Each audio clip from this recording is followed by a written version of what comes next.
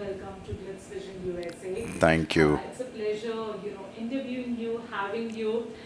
Tell me something. It's been almost 25 years, if Yeah, I'm not yeah, wrong. yes. Okay, so the first question, a bit heavy question, but the first question, how has been this 25 years of you in the gaming industry? So one line I can answer that question, that it's been 2.5 decade and it's still not decade.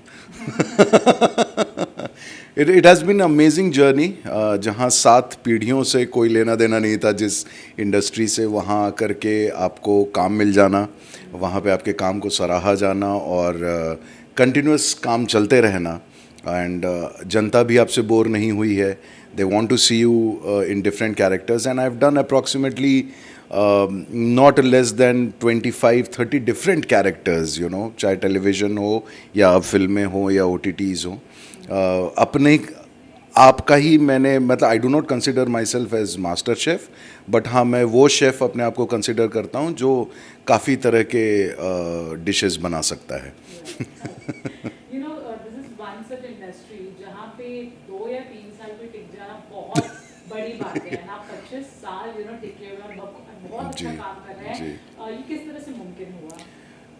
पता नहीं, मुझे कभी कभी ऐसा लगता है कि मैं एम्बिशियस नहीं था, शायद ये भी एक कारण रहा होगा. वाई? बिकॉज जब आप एम्बिशियस हो जाते हैं ना तो आप एक ही चीज़ पे फोकस्ड हो जाते हैं. जब आप में एम्बिशन नहीं होता है फिर हर तरह के किरदार को प्ले करने का आपको एक सुख मिलता है कि हाँ ये तो नहीं सोचा था यार, ये तो हो रहा है मेरे साथ, चल ये भी कर लेते हैं. जैसे एक टाइम था जब 2004 सारा भाई होने के पहले वाला जो फेज़ था, उस समय मैं एक साथ 4-4 सीरियल करता था. इनफैक्ट कई बार तो मैंने 72 घंटे लगातार शूटिंग की है. इस सेट पे गया, 2-4 घंटे यहाँ रहा, 4 घंटे वहाँ रहा. उस समय हम कर भी सकते थे. लेकिन वो जब आप इस तरह से अपने आप को ग्रूम कर रहे होते हैं तो आप बहुत जगह पे अवेलेबल भी होते हैं और आपको लोग अलग अलग चैनल्स पे भी देख रहे होते हैं. तो it is always better to get your self registered in the eyes of maker.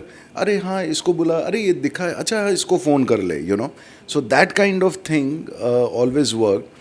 Ambition होता तो मैं शायद एक ही तरह की चीज़ को लेके बैठा रह जाता और फिर जब वो चीज़ नहीं होती तब आप निराश हो जाते हैं और आपको लगता है कि चीज़ें आपके हिसाब से नहीं हो रही हैं.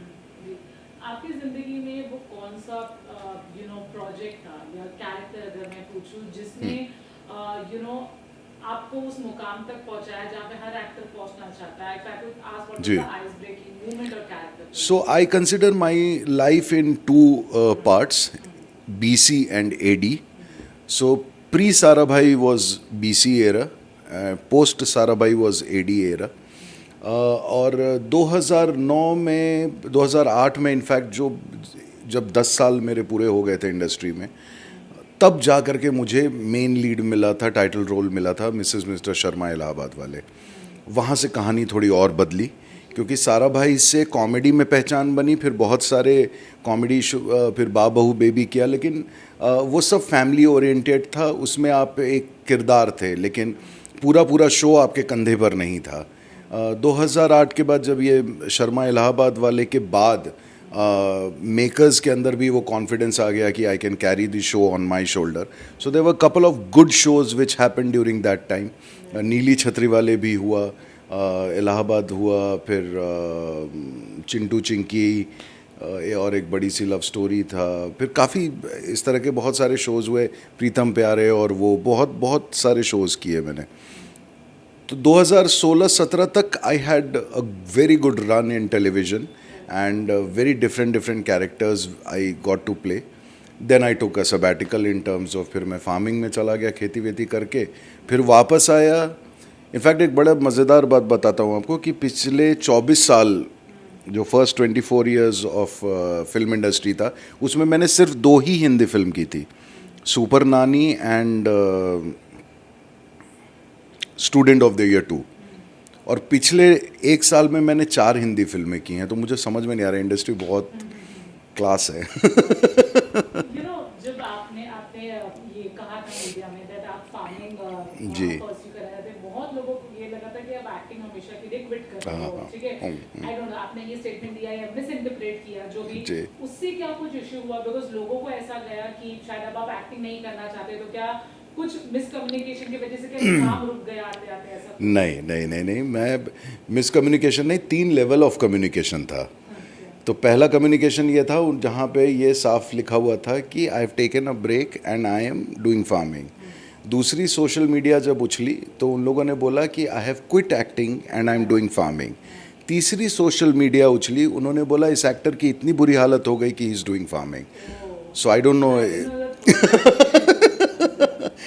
सो कम्युनिकेशन है, ये गैप है या मिसकम्युनिकेशन है, वॉट एवर वर्ड वी से, but that was a very asked for choice. उसके बाद मैंने बीच में एक्सक्यूज़ मी मैडम भी किया था, which had a very short run of 3 months in television. और टेलीविज़न में ना अब वो सिक्योरिटी कई बार प्रोजेक्ट की नहीं होती है। प्रोजेक्ट अगर नहीं चला तो 1 हफ्ते 2 हफ्ते में भी बंद हो जाता है, so you can not fall. तो उतनी ही ऊर्जा मुझे लगा कि अब OTT और फिल्म में लगाई जाए, जहाँ पे जब करना ही 20 दिन 25 दिन काम है, लेकिन उसका रिज़ल्ट ज़्यादा अच्छा है और वो तैयारी बहुत अच्छी है। आप एक किरदार को बनाने में 4 महीने 5 महीने 6 महीने लगाते हैं, यू नो, राइटर्स उसको साल भर पका रहे होते हैं।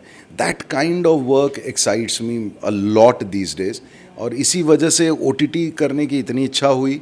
तो देखिए बैक टू बैक OTT में, मतलब चाहे वो राना नायडू हो या ये मेरी फैमिली हो, कोटा फैक्ट्री हो, थैंक गॉड, मतलब इस तरह के किरदार मिलने लगे अपने आप। जी, मुझे एक बात बताइए, चाहे वो कोटा फैक्ट्री हो, चाहे वो जी। ये मेरी फैमिली हो, ये जी। मेरी family, it's all about family, the relation you know which a parent and a children share. Kota factory is all about student. Yeah. Personally ये सब वेब सीरीज जब आपने किया, and this are some web series, अगर आप ध्यान से देखो तो आप बहुत कुछ सीख सकते हो जी, एज अ व्यूअर जी, एक्टर में। जी।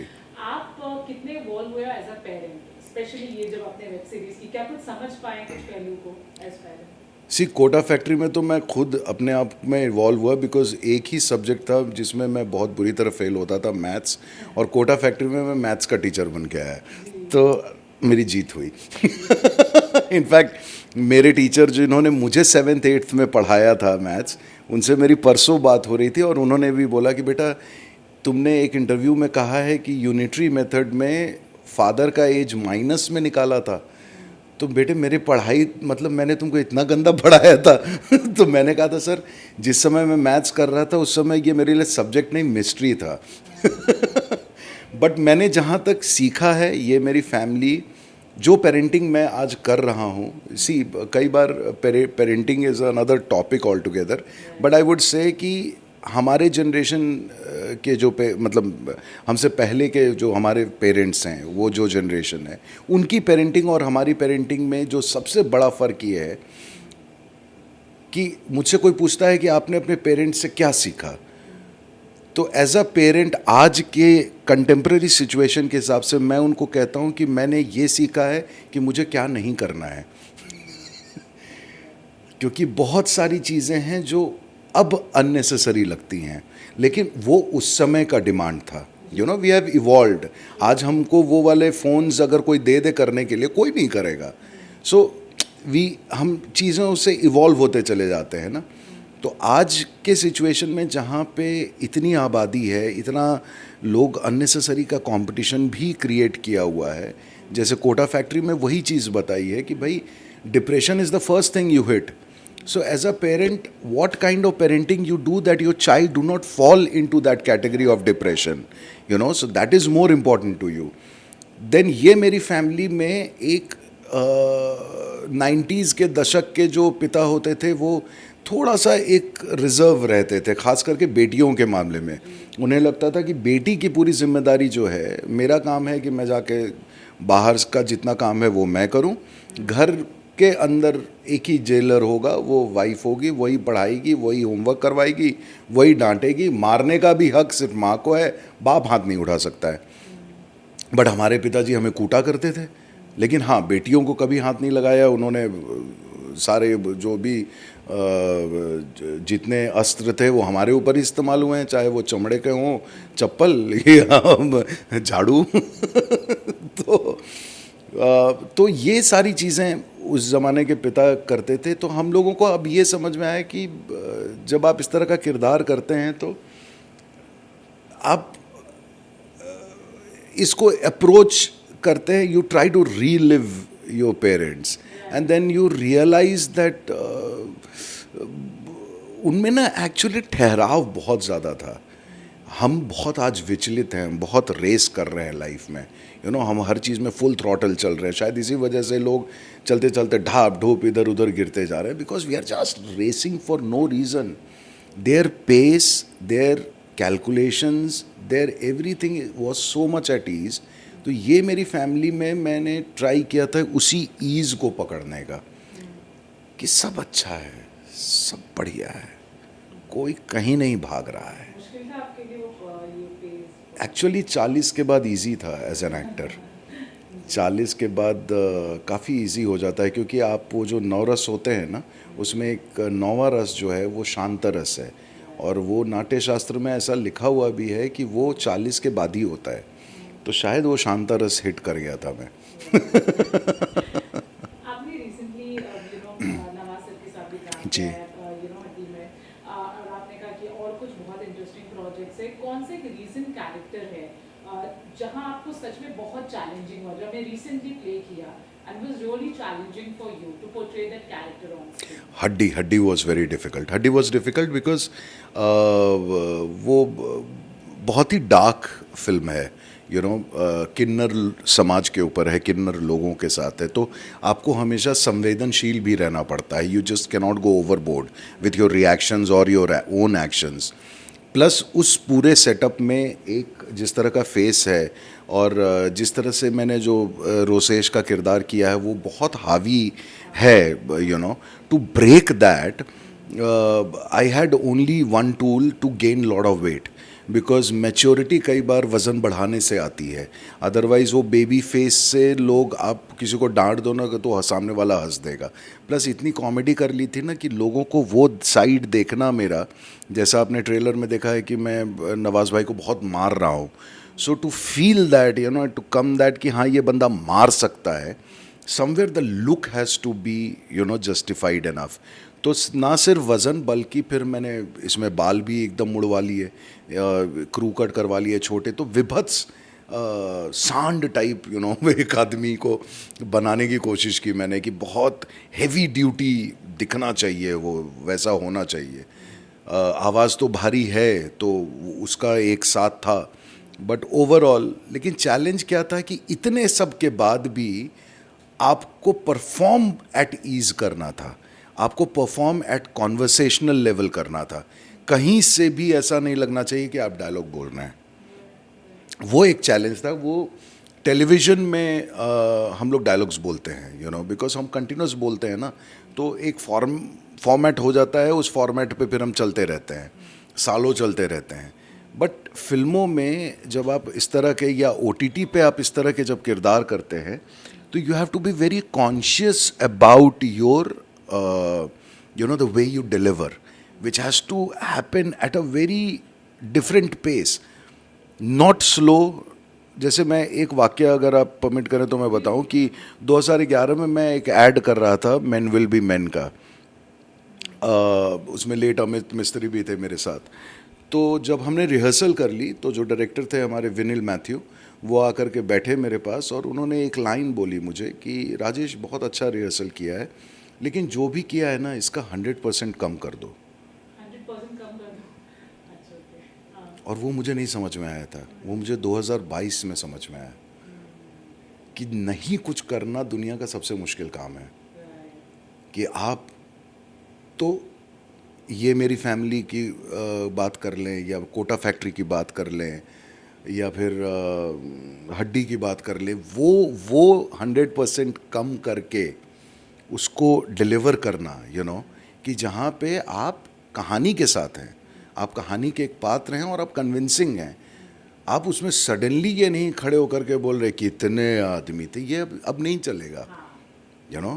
यू हैव टू, अगर आपको अब पूछना है तो आपको यही पूछना है कितने आदमी थे। That's how you ask someone.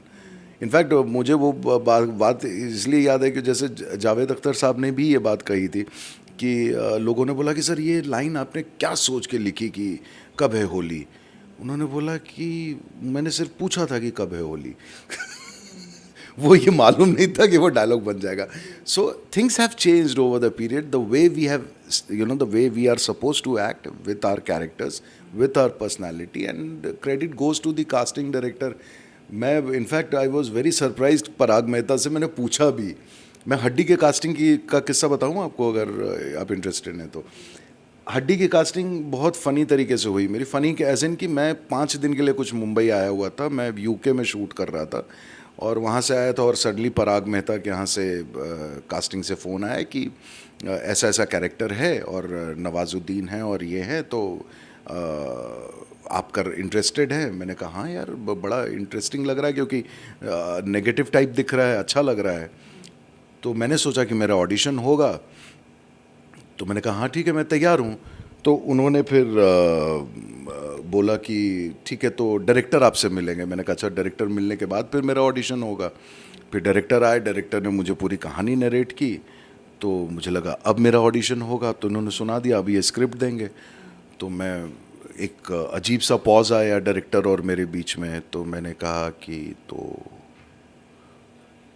Sir done sir, okay आप सेलेक्टेड हैं। मैंने कहा तो ऑडिशन? कह रहा आपको देना है। मैंने कहा नहीं, मुझे लगा कि आप बोलेंगे कि ऑडिशन दे दीजिए। क्या नहीं सर, आपका ऑडिशन इतने सालों के बाद क्यों लेंगे? मैंने कहा नहीं नहीं, ऐसा मुझे भी ले, you know you just go into that zone and suddenly you realize कि अच्छा बिना ऑडिशन के कैसे हो रहा है। तब उन्होंने ये बोला कि सर सिर्फ 2 ही कंडीशन है कि बाल ऐसा होगा और वज़न ऐसा होगा।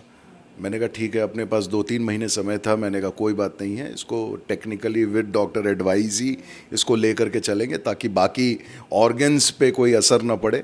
सो we'll have to figure that out and good enough यार, द थिंग वर्कड आउट। और जब आप हड्डी के सेट पे गए, फिर आप सामने नवाजुद्दीन हैं, अनुराग कश्यप हैं, ईला अरुण जी हैं, जब इतने सारे लोग हैं तो अब वहाँ पे तो अब फेंक दिए गए हैं, तो अब बैटिंग तो करनी ही पड़ेगी। So I am happy and satisfied with my whole character and hope the audience also loves it. एक आखिरी सवाल है जी पूछूंगी। आप अभी फिलहाल टेलीविजन नहीं कर रहे, बड़े टाइम जी किया तो बहुत अच्छे शोज किए थे, whether it is Sarabhai, Babu baby. आज का जो टेलीविजन में पूरा ही अलग हो गया है, बिल्कुल in terms बिल्कुल। of content, in terms Yeah, of the way we see TRP. Do you really think one thing, one change which television industry really requires, whether it's the content, whether it's the acting, but as someone who has spent so much time in this industry, if you think that one change which should be there? जब वो writing के stage पे होते हैं ना, उस समय वो किरदार पे कम काम करते हैं। There is a difference between character and relation. हम लोगों को टेलीविज़न में जब भी कॉल आया है उसमें ये बोला कि सर आप ना हीरो के फादर हैं, आप हीरो के भाई हैं, आप हीरो के चाचा हैं। अच्छा, तो यही है कैरेक्टर। मैंने कहा ये कैरेक्टर नहीं है, ये रिलेशन है। लोग ना किसी एक किरदार के बैकग्राउंड पे काम नहीं करते हैं। 140 करोड़ की आबादी है हिंदुस्तान की, 140 डिफरेंट कैरेक्टर्स हैं, हर कोई एक जैसा नहीं है, बट हम उतनी मेहनत करते ही नहीं हैं। और अगर वो रंग रूप आ जाए ना, जो साराभाई में आपने देखा ना कि 5 अलग किरदार, सिर्फ 5 ही थे, बट 5 अलग किरदार थे ना, एक दूसरे से उनकी सोच अलग थी, एक दूसरे के लिए सोच अलग थी, एक दूसरे का सबका अपना इंडिविजुअल एक एग्जिस्टेंस था। ये इस एग्जिस्टेंस को ही जब आप मिलाते हैं तो एक अच्छा क्रिएशन होता है। वही एग्जिस्टेंस मिसिंग है आज के टेलीविजन में। Very well said. We Thank do you. okay, change, and we wish you all the best. Thank you so much. For all your projects, hope आप इससे भी और अच्छा काम हाँ हाँ, lot of OTT work, lot of films, पूरी कायनात मिल जाएगी इसको। Anything you want to say to your fans, viewers? anything? Nothing. I just hope that you appreciate me and the film Haddi, because lot has gone into making something like that. बहुत ही संवेदनशील subject है. So I hope that you see it in different light. It's a fictional work, but just enjoy it as an entertainment. 2 घंटे 10 minute की film ऐसे ही enjoy कर लीजिए. Thank you. so much, sir. Thank you.